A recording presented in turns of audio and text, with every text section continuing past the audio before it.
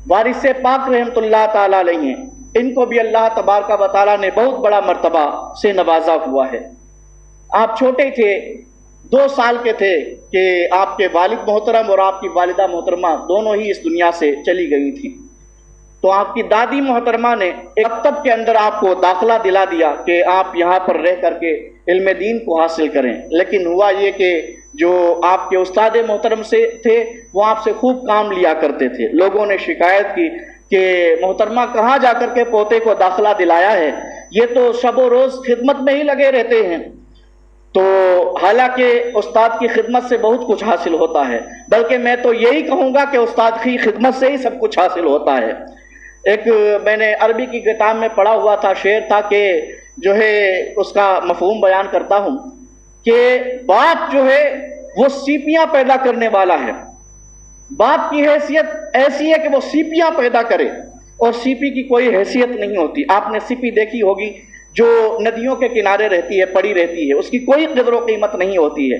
लेकिन उस्ताद वो है जो सीपी के अंदर हीरे को पैदा फरमा देता है, और अब जब उस सीपी में हीरा पैदा हो गया तो वो अरबों रुपए की हो जाती है, ला कीमत हो जाती है, उसकी कोई कीमत ही नहीं होती है।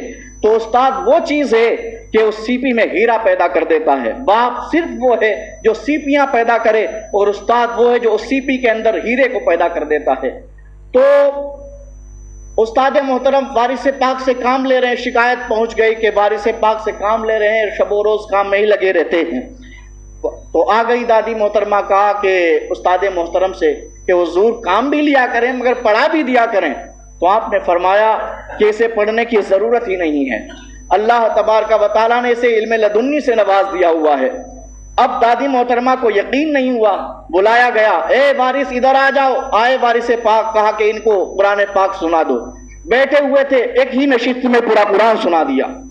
ये वारिस पाक रहमतुल्लाह ताला अलैहि हैं, ये आपका मकाम व मर्तबा है कि बैठे तो पूरा हिफ्ज़ कुरान ऐसा है आपका कि एक ही नशिस्त में पूरा कुरान सुना रहे हैं।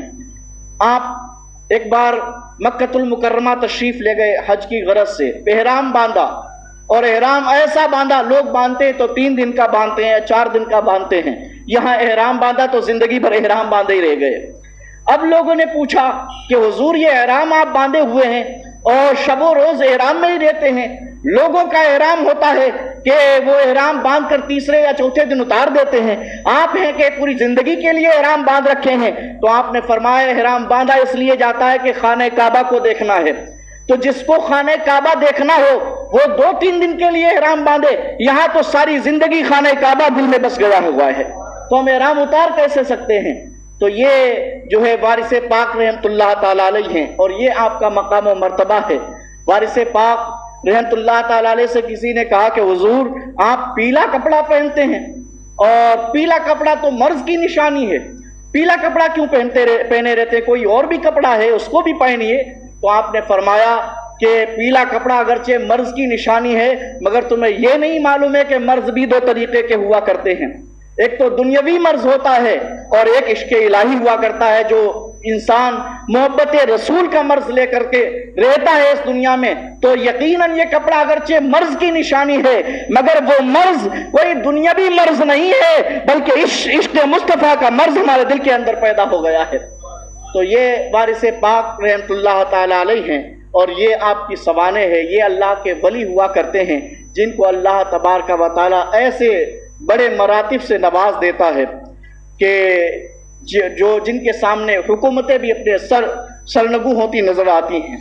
आपने देखा होगा कि एक वक्त ऐसा भी हिंदुस्तान पर गुजरा हुआ था